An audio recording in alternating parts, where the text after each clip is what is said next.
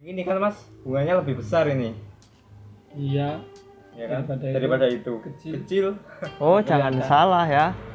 Meskipun ini kecil tetapi mempunyai keunikan tersendiri, mempunyai daya tarik tersendiri, dan harganya pun 2 kali lipat dari yang itu loh. Wih, mantap. Nah, itu kan banyak orang yang punya ya untuk Phalaenopsis hybrid. Dan perawatannya juga lebih gampang yang spesies Phalaenopsis bellina. Jangan salah, ini wangi, coba dicium. Coba. Iya Mas, wangi. Wangi ya? Iya, iya. kayak parfum ya. Parfum Ya, itu. baunya wangi. Nah, ada yang tahu ini dari mana? Belum. Hey sob, Fahri di sini dan sobat di sana. Meski jarak kita jauh, tapi kita masih bisa saling berbagi ya. Selama ini mungkin sobat melihat anggrek bulan atau Phalaenopsis yang hybrid seperti ini ya. Bunga besar, bunganya banyak, dan biasanya di pot. Nah, sobat anggrek mungkin jarang melihat anggrek bulan atau Phalaenopsis spesies. Halah, bunganya kecil kayak gitu nggak kelihatan. Oh, jangan salah. Ini adalah nenek atau kakek ya dari silangan-silangan anggrek bulan hybrid. Dulunya adalah silangan antar spesies termasuk Phalaenopsis bellina. Phalaenopsis bellina ini menurunkan aroma wangi dan juga warna ungu atau violetnya, dan juga berdaun bulat. Berasal dari mana sih ini Phalaenopsis bellina? Penyebarannya kemudian perawatannya. Sobat penasaran? Ikutin Fahri terus ya.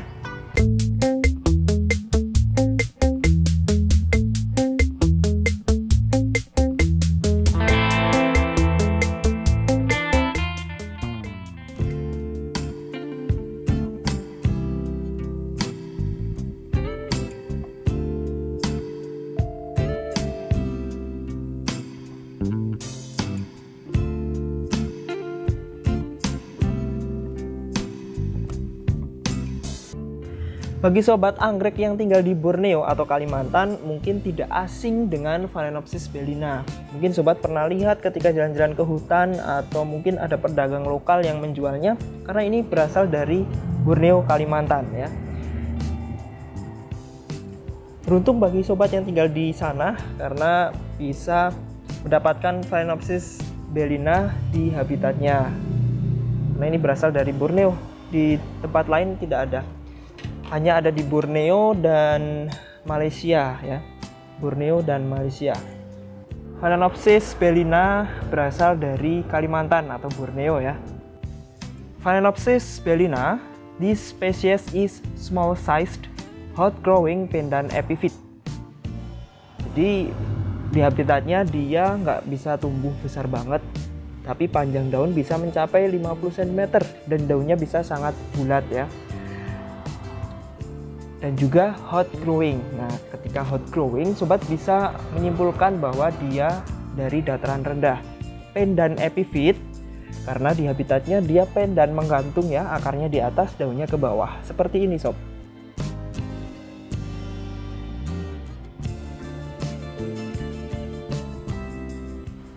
Phalaenopsis bellina from Borneo in lowland forest, shady, humid, and swampy riverines.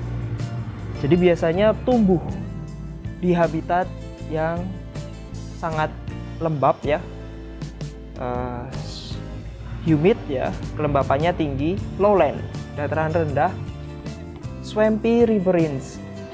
Jadi di pohon-pohon di sepanjang aliran sungai atau rawa ya, atau rawa, swampy riverines forest. Biasanya tumbuh di pepohonan sepanjang aliran sungai ya, karena pepohonan yang dekat aliran sungai dia akan menangkap kelembapan dari uap air pada sungai. Jadi dia suka sekali di tepi-tepi sungai atau rawa-rawa gambut ya. Low down on trees often near or on branches overhanging stream banks. Kemudian ketinggian berapa sih? At elevations 0 to 200 meters. Jadi pada ketinggian 0 sampai dengan 200 meter dari permukaan laut. Jadi dataran rendah banget ya. Kabar gembira bagi sobat yang tinggal di dataran rendah. 0 to 100 meters. 0 sampai 200 meter dari permukaan laut. Yang perlu sobat perhatikan, menjaga kelembapan medianya ya, supaya dia tumbuh dengan baik. Dia hot growing, dataran rendah, suka iklim yang hangat sampai panas, tetapi suka kelembapan yang tinggi. Nah, ketika musim kemarau, sobat bisa bantu dengan menjaga kelembapan dengan memberikan sprayer. Short stem, completely enveloped by persistent leaf, bearing seeds and carrying pendulous, broad, rounded, light green leaves. Jadi, batang Phalaenopsis bellina itu sangat pendek ya, hampir tidak terlihat karena tertutup oleh persistent leaf bearing seeds. Jadi, tertutup oleh tangkai daun atau selodong daun, pangkal daun atau pelepah daun, and carrying pendulous, broad, rounded, light green leaves. Kemudian tumbuh pendulous, daun yang menggelantung ke bawah, broad, rounded, light green leaves. Dan juga daunnya itu rata-rata bentuknya bulat ya, lonjong tapi lebih ke bulat, seperti yang Fahri milikin ini. They bloom in the summers and fall on arcuate or sub-erect inflorescence. Tangkai bunga, berbunganya ya, kalau di negara 4 musim, summer and fall, kalau di negara Indonesia yaitu bulan Januari, Februari sampai Maret. On arcuate or sub-erect, jadi inflorescence atau tangkai bunganya itu semi erect ya, jadi tidak menjulang ke atas tetapi agak menyamping ya, kaku tetapi tidak menjulang ke atas.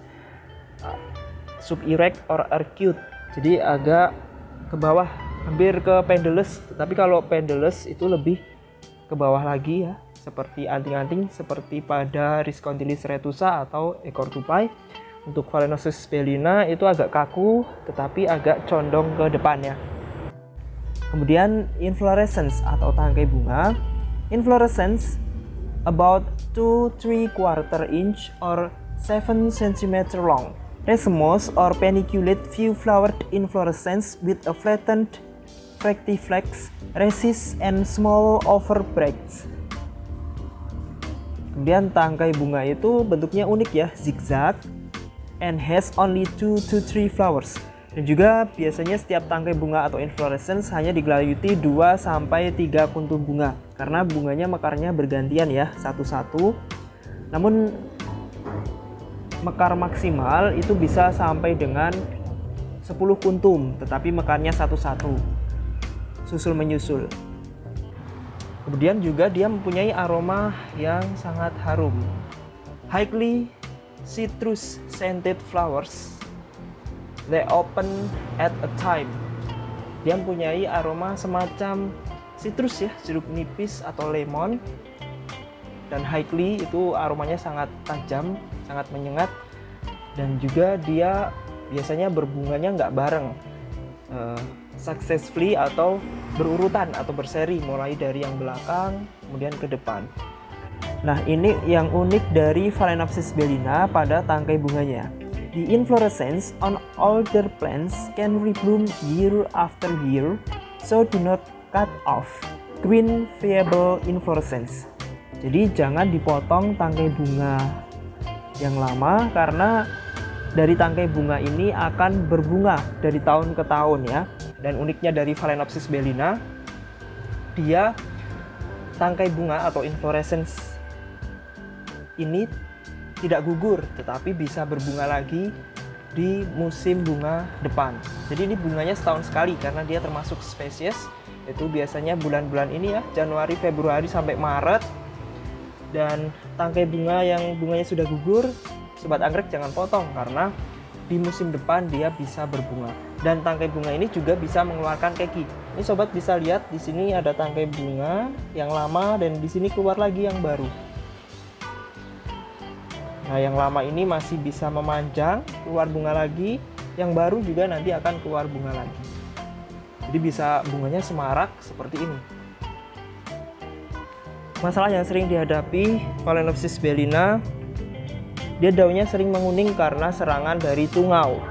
Seperti apa ciri-ciri serangan tungau? Fahri pernah mengulasnya.